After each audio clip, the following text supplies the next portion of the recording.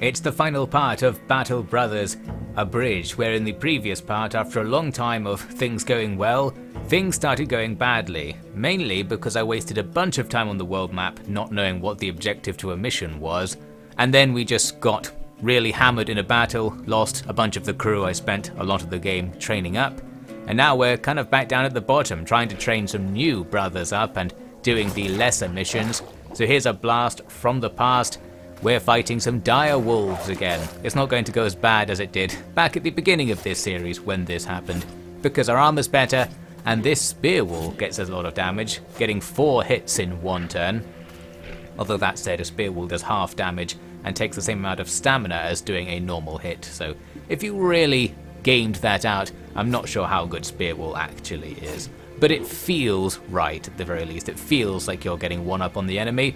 Anyway, all that aside, we just need to stab these wolves as much as possible. Unfortunately, the guy at the top of the line got surrounded by 3 of the wolves. This wasn't the best formation, and he actually died in the process of us stabbing these wolves down. So that sucks. He died because he lost his torso armor, meaning the torso armor is destroyed.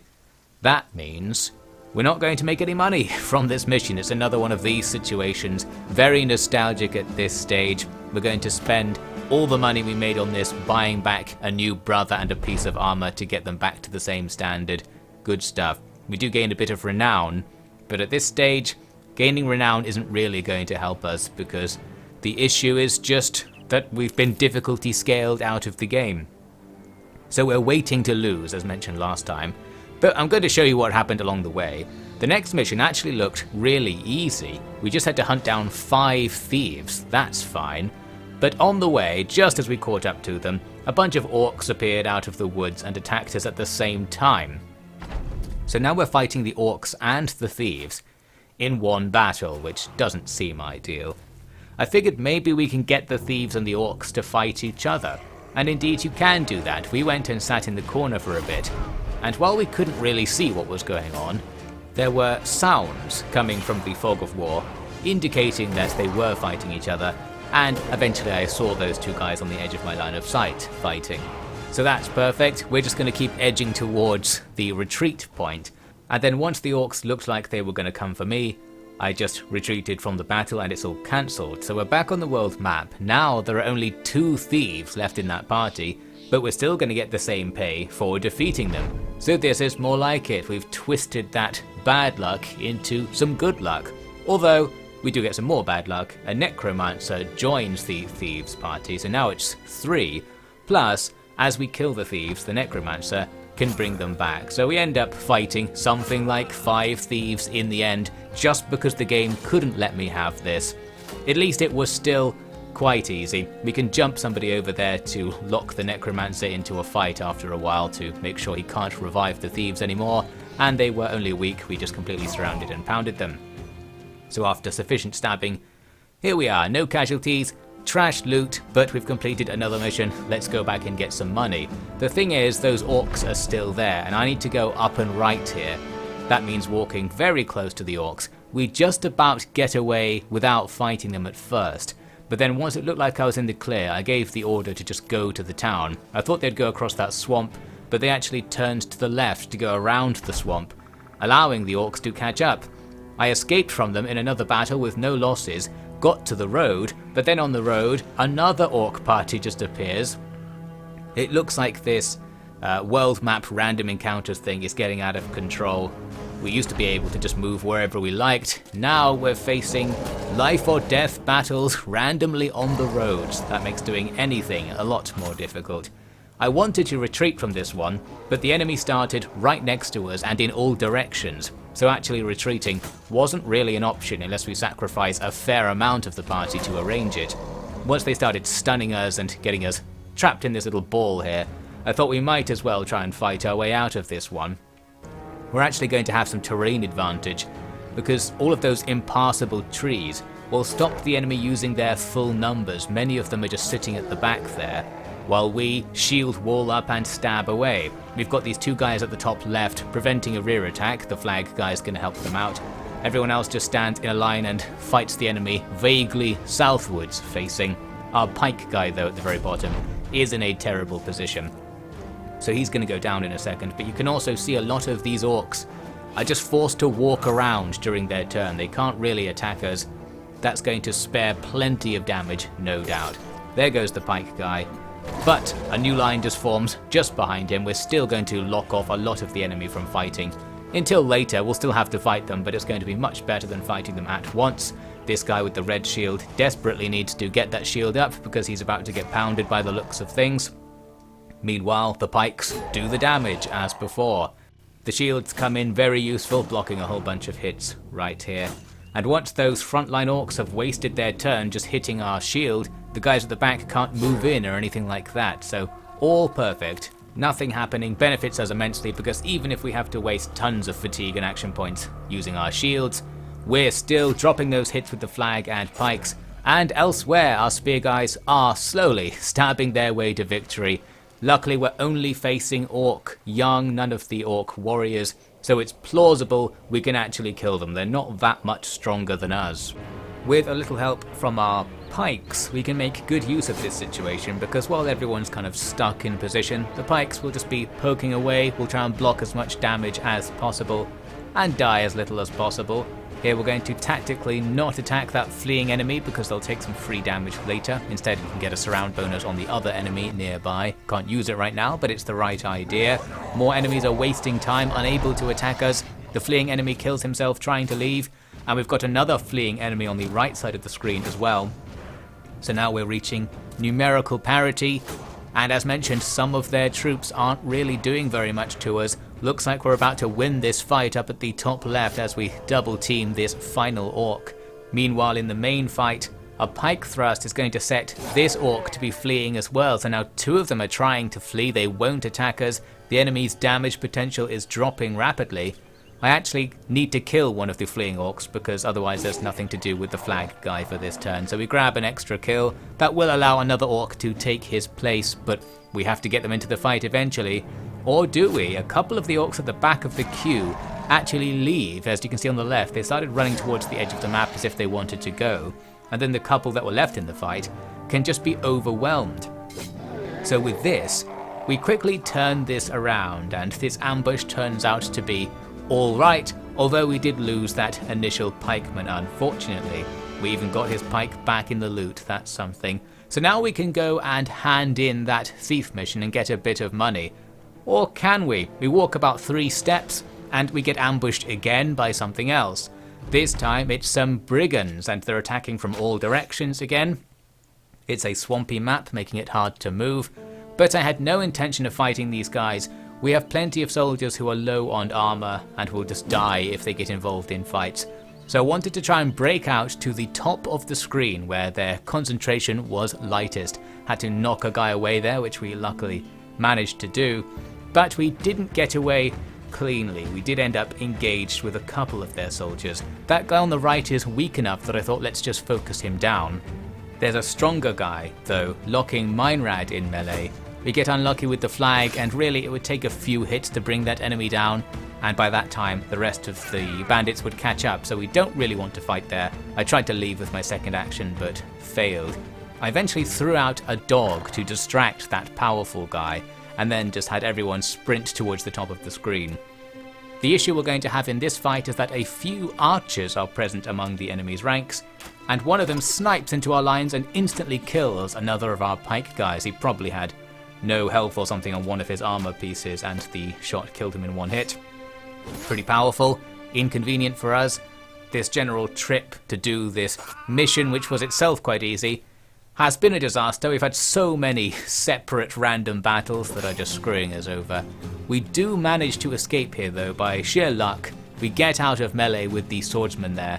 So now we're going to have a clean break for the top of the screen. The dog I left behind will distract the enemy sufficiently that they don't really pursue me after this. They kind of wasted a turn clustering in around the dog. They killed the dog, but I was then able to escape. So there we go. One more casualty and no loot of course.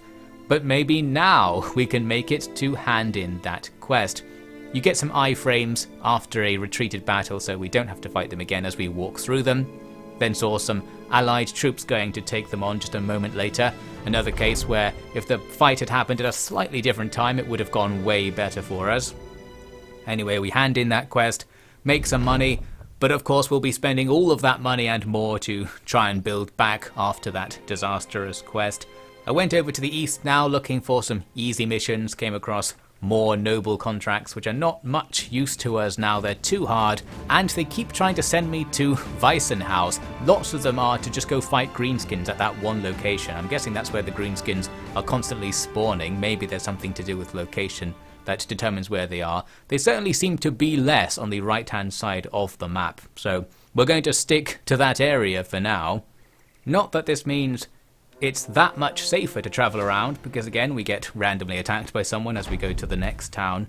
I really think that earlier in the game this just never happened, and then later maybe the bandits got strong enough and it's making a world map assessment about whether they'll bother to attack you. So maybe they were always there for the entire game, I just didn't notice them because they wouldn't come towards me or engage me or anything like that.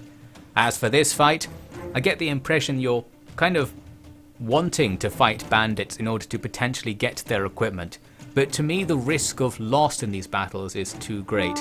I think you need to get to a point when you're virtually guaranteed to not take any casualties or any significant damage in a fight against the bandits, and then fighting them would be useful to you because they might drop a few things even if it's not a mission to actually kill them. For me though, I'm just running away. I don't really know what I want. I feel like I'm too weak to do anything in the game, as previously mentioned. We're just kind of winding it down, trying to hunt for some kind of easy way out of our situation. We find such an opportunity at the next town, handily enough. It's one of these deliver a box missions, where we can theoretically get some money without any threat of loss by doing a fight, if there are no random encounters. Early in the game, as mentioned, that was pretty much guaranteed. Now I'm going to have to pay more attention as we walk.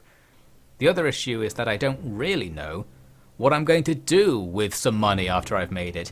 What I technically need here is absolutely loads of money, because then you can buy brothers that aren't at level 1. So we could buy guys who are going to be more useful to this late game experience, question mark. I don't even know if this is the late game.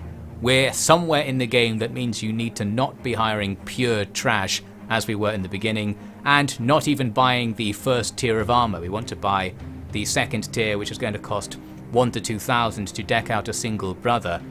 Realistically, we'd need some very good luck and some missions that turned out to be quite easy to get back up to that point at this stage, which may be possible to do. The thing is, it was after this when it all finally broke down. I was looking around the missions in the top right of the map. Historically, my successful area where the missions have been easiest, and there are some missions here we could probably try and do, but I just didn't want to anymore. To some extent, this is my roleplay veil falling away, because I was very aware that while we could grind for renown, and that in the early game is what I believed would allow me to become more powerful even if the fights weren't going very well, the way the game is structured, with its auto-scrolling difficulty, that's not necessarily going to be the case. We're affected by the unannounced failure state. I don't know what the technical game design term might be, but if you have a game with positive feedback loops like this, or something like XCOM, you can be in a state where the game is impossible to complete, but there's nothing in the game that indicates to you that that is the case. So in order to actually reach the fail state, you have to grind forwards until you fail, and you don't know how far back you had to change things in order to not fail. So that means it's kind of annoying to keep going, and while I said I was just sort of going on with the pretend assumption that that wasn't the case, it is the case, and it's all over. My desire to keep playing is gone. I don't think I particularly enjoy the fights or anything, and because the fights are the main content of this game, it's very hard to justify just doing them to get renown, because the advantage you get in gaining renown may not offset the disadvantage in it being possibly late in the game or something. The expectation that I would find more content as I went on was not met. The game now is just the same as it was at the beginning, but more difficult. We've become more powerful and we could somewhat deal with it for a while until we couldn't. The impression I got from comments is that we've actually been screwed since the very early part of the game. We fell behind in the first 20 days, and that's when the game fail state actually came in, and it's just still in the future from now that the game will actually fail us and have the party die. But I'm going to preemptively fail us by just saying it's over. Even with various outside factors motivating me to play, it's too hard to keep up the motivation at this stage. I think what this game desperately needs, well, it's two things it desperately needs. One is a motivation factor, so something you're working towards on the campaign map. An example might be building a base or building a player character up, something like that, where you're making progress no matter what happens, and that's what you're working towards, aside from building renown. Building renown is the equivalent mechanic to that in this game, but it's sort of in the background. You don't really know how it works, and there's not that much you can do with it.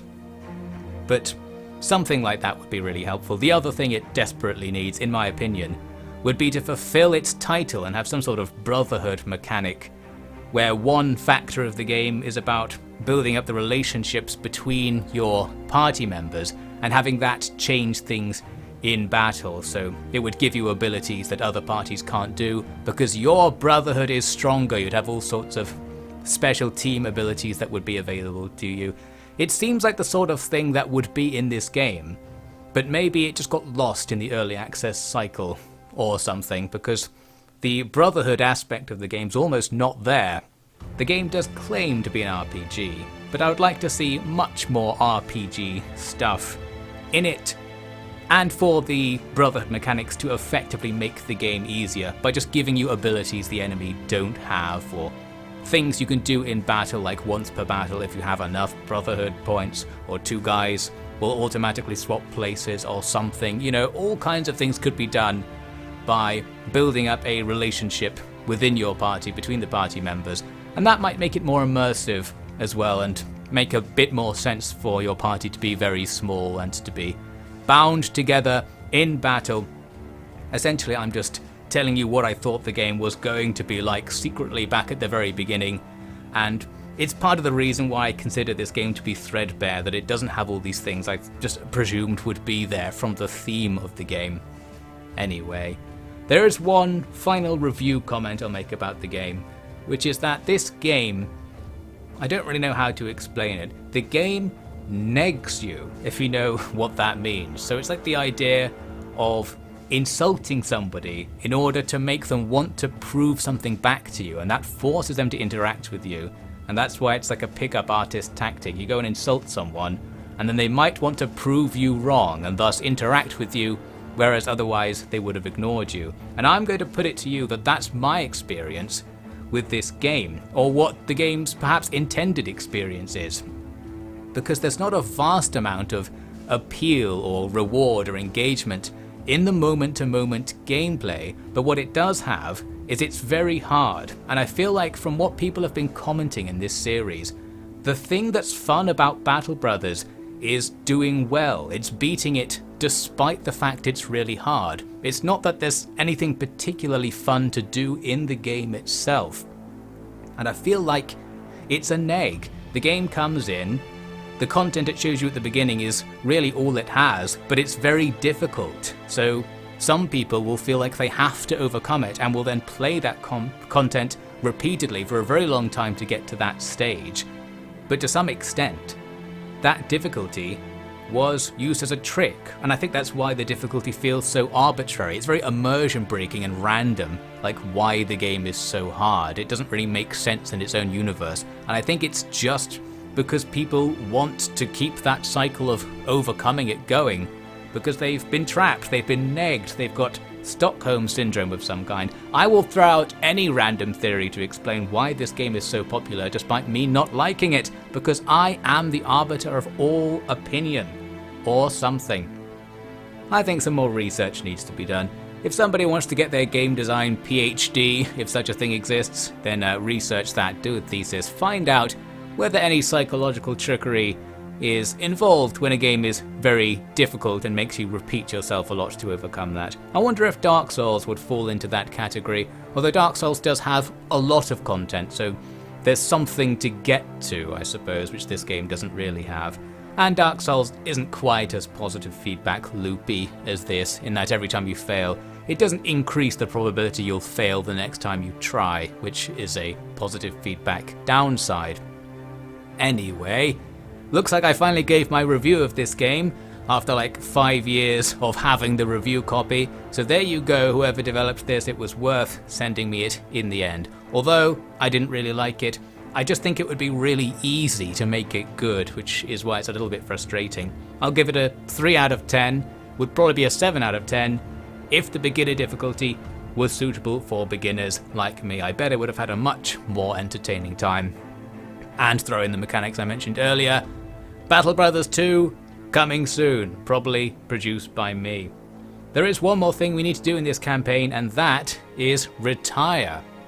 The invisible player character effectively leaves the company when you retire, and the company goes on to do other stuff, and it auto-generates what they did. In this case, they died. We got 87 points. Maybe that's a good score, not quite sure. But it says here that Meinrad, our reliable guy, took over the company, went to work for the nobles, and then got involved in a war between noble houses, which is a shame because that's what I wanted to do in the game, but it seems he went on to eventually do this. Maybe he didn't have so much trouble with the orcs as me, and that doesn't get a mention. But they all died at some point because the nobles used them as a sacrifice in some strategy. So there you go, a nice depressing ending. Everybody died except the player character, presumably, who retired early. So in many ways, the ending of this game is teaching us that just not playing the game anymore is the only way to win. I suppose it's being honest in that regard. Rip in pieces to the Battle Brothers. As many pieces as the pieces of armor you should have got as loot along the way, which was very, very many indeed. Well, that's the end of this series. Coming up next, I wanted to play Total War 3 Kingdoms because there's this new DLC, The Fates Divided. I got sent it for free and I thought I'll check it out, but when I looked at it, it was effectively nothing. Another underwhelming moment. I was just like, it's a slightly different start position. It's basically a mod that you can buy, and I was like, no way. So instead, I'm going to play Total War Troy, which has also had some DLC, but perhaps more importantly, has had a Radius mod overhaul made for it, and a lot of the problems I had with Total War Troy were battle specific. I thought the campaign was very good and perhaps the best, but the battles were perhaps the worst. I seem to remember that being my takeaway. So we're going to play a modded version with some DLC and the update since its release, and see if it goes better than an earlier campaign I did in that game back when it came out. So join me for that, starting later this week, and maybe one day I will bring you a commentary on Battle Brothers 2. Perhaps it will be better, perhaps it will be more of the same. There is going to be that risk if they just make a sequel. We'll have to see. Reminds me of when I played Xenonauts, thought it had all sorts of things that needed fixing, and now I'm waiting for Xenonauts 2 so I can make a retroactive comparison between them. Well, whatever. One day we'll be back in the land of misery. We're going to the soft and warm Bronze Age instead, so I can feel happy for just a short period of time. I hope you'll join me for that. Thank you for watching all the way to the end of Battle Brothers. Oh, and also, this video is sponsored by me, creator of the top-rated turn-based tactics game Godless Tactics. With a 98% positive review score, it's probably better than whatever you're watching me play right now. Search Godless Tactics on Steam and support the officially developed channel by purchasing the game. I'm 98% sure it's worth it.